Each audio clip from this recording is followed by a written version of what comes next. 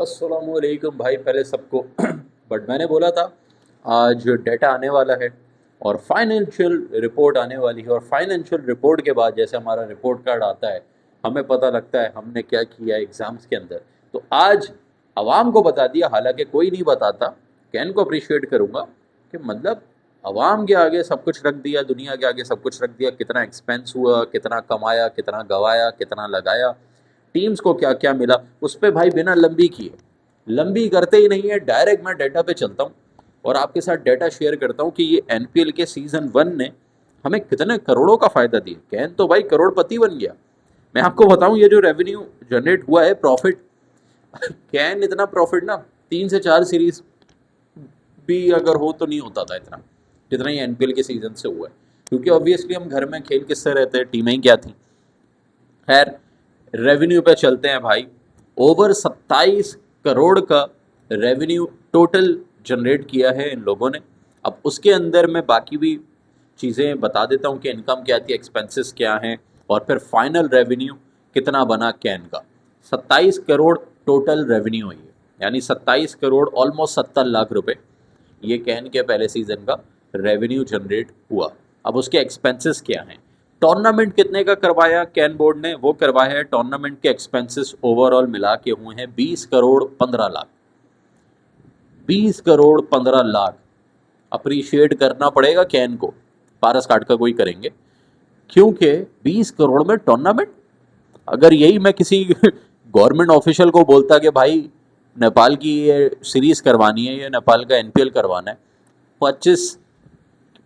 20 करोड़ क्या 50 करोड़ तो जेब में आ जाते। 50 करोड़ से कम तो बात ही नहीं होती है। हमें पता है ना, टके टके के लेवल के 2 कौड़ी के ब्रिज बनाते हैं तो उसके अंदर हमें लॉलीपॉप देते हैं, तरह करोड़ों लग गए। तो ये एनपीएल 20 करोड़ में करा देना भाई, अप्रिसिएशन बनती है। 20 करोड़ 15 लाख का टोटल एक्सपेंस है। ग्रॉस इनकम बिफोर शेयरिंग, यानी शेयर करने से पहले, ऑब्वियसली आर टीम है, आर टीमों में शेयर बढ़ता है, उसको शेयर करने से पहले जो टोटल इनकम कैन बोर्ड को रिसीव हुई, वो ही एक्सपेंस हटा के 20 करोड़ का टूर्नामेंट हटा के कितने बचे, 7 करोड़ 53 लैक्स। उसमें से फिर 50% सारी आठ टीमों को बढ़ता है। यानी कैन अगर अगले सीज़न में 100 करोड़ जनरेट करेगा तो 50% वो देगा बाकी टीमों को। यानी फिर बाकी की जो बची हुई टीमें हैं वो 50 करोड़ लेंगी, 100 करोड़ में 50 उनका, 50 इनका हो जाएगा। 50% शेयर हुआ तकरीबन 4.37 करोड़, 4 करोड़ 37 लाख। ये चले गए सारी फ्रेंचाइजेस को। अब थोड़ा सा इसमें समझाने वाली बात है, 8 टीमें हैं, हर टीम को 4 करोड़ नहीं किया है, 4 करोड़ 8 में डिवाइड हो रहा है। 4 करोड़ 8 में डिवाइड हो रहा है। तो लोग ये सवाल करेंगे कि 4 करोड़ 8 में डिवाइड हो रहा है, इन्होंने तो शेखर धवन, एक टीम ने शेखर धवन 3 करोड़ का ले लिया था, तो ये तो फ्रेंचाइज तो घपले में चली गई, फ्रेंचाइजेस तो नुकसान में चली गई। ये 4 करोड़ रुपए आप दे रहे हो, उसमें से क्या 50-50 लाख भी ऑलमोस्ट आया होगा सबके हिस्से में, या उस थोड़ा ऊपर नीचे टैक्स वैक्स भी है। तो क्या फ़ायदा हुआ इनका यार, ये फ्रेंचाइज तो फिर जो ऑनर है, टीम ऑनर, वो तो घपले में चला गया। तो मैं आपको समझा दूँ मेरे भाई, घपले भी नहीं गया, स्पॉन्सरशिप भी होती है। हर टीम की शर्ट देखी थी, कितने स्टिकर, कितने स्पॉन्सर्स और बहुत सारी और भी चीज़ें होती हैं। सिर्फ ये नहीं है कि ये सिर्फ इसी से, ये जो कैन के रेवेन्यू इसी से ही चल रहा है। 3-3 करोड़ अगर शेखर धवन को या किसी और बड़े प्लेयर को बुला के दिए हैं, बोपारा शुपारा और भी आए थे, निशम वगैरह, तो फिर निशम ने इनको कमा के भी दिया था भाई, समझ रहे हो। तो ये वाली चीज़ें जो कुछ लोग सवाल करते हैं, तो मैंने पहले ही बता दिया।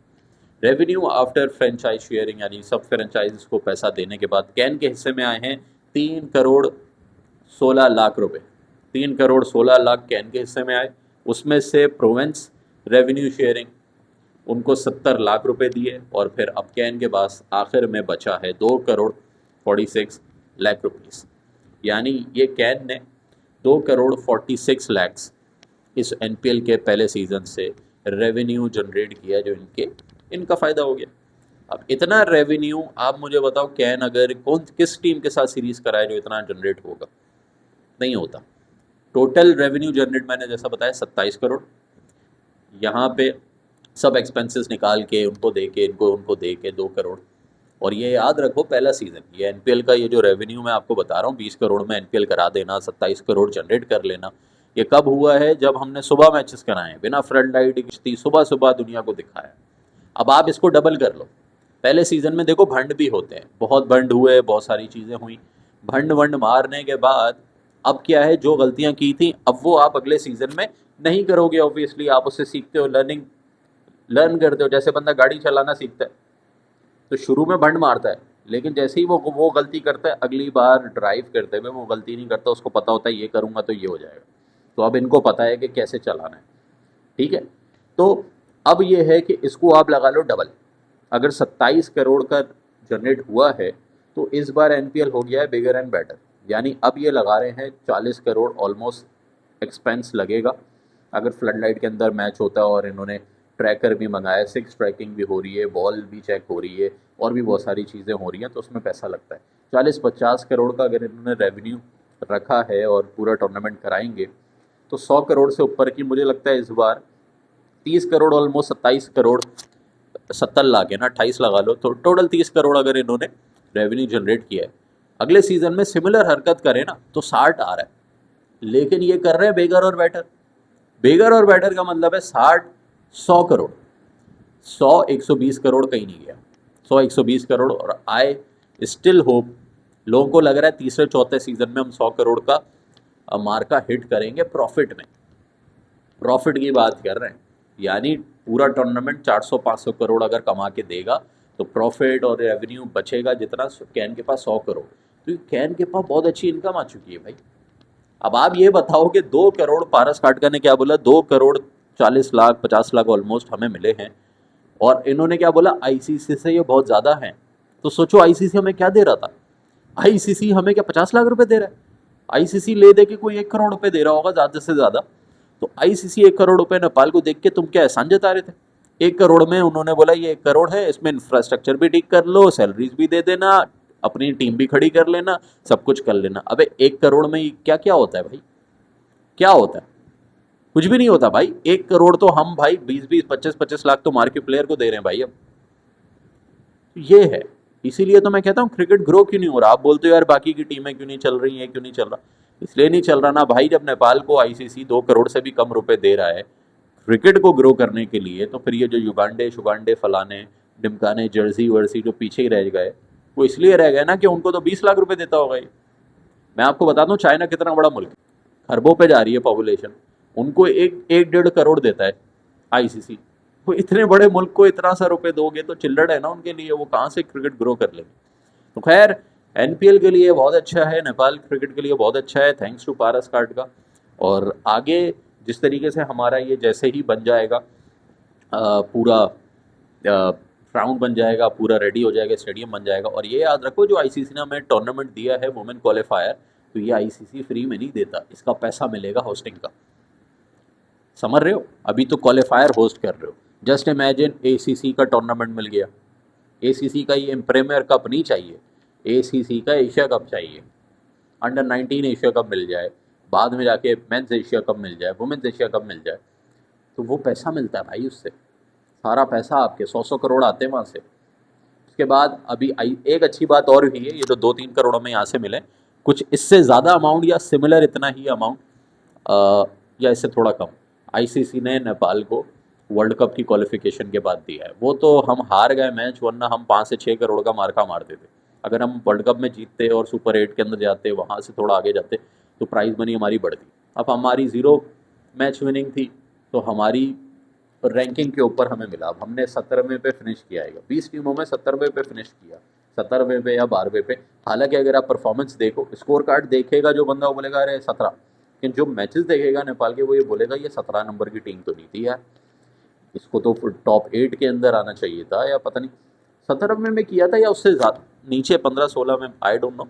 लेकिन एंड में ही किया था क्योंकि एक भी गेम नहीं जीते, बाकी टीमें कुछ ना कुछ जीत गई थी। युगांडा भी जीत गया था, हमसे ऊपर इसलिए रहा, लेकिन हमने मैचेस बाकी सबसे बेहतर खेले थे। अपनी गलती से हार गए, अगर जीतते तो टॉप 10 में होते या टॉप 8 में तो हम जा ही रहते, अगर हम बांग्लादेश वाला और साउथ अफ्रीका वाले में चोक ना करते। वो हमारी प्लेट में रखा हुआ गेम था, और इवन नेदरलैंड्स वाला भी हमारी प्लेट में था। तो ये चीज़ें थी, तो पैसा वहाँ से भी आता। खैर अभी वर्ल्ड कप आ रहा है, उसमें क्वालिफाई करो, उससे भी आपका फ़ायदा है। वुमेंस का ये जो टूर्नामेंट मिला है, इसमें भी आईसीसी देगा।